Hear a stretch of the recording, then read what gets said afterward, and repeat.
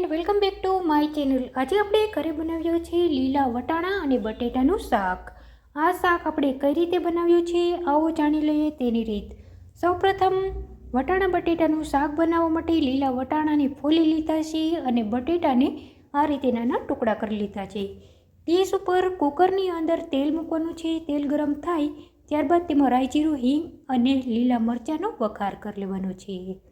ત્યારબાદ તેમાં નાના ટુકડા ટમેટાના, ખમણેલ આદુ અને ભાજી ઉમેરી તેને વ્યવસ્થિત રીતે હલાવી લેવાનું છે।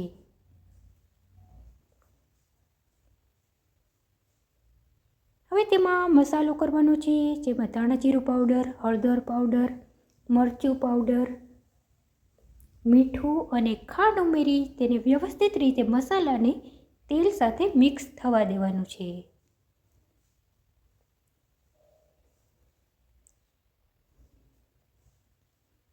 તેલ થોડું થોડું છૂટું પડે ત્યારબાદ તેમાં વટાણા અને બટેટાના બટકાને એડ કરી દેવાના છે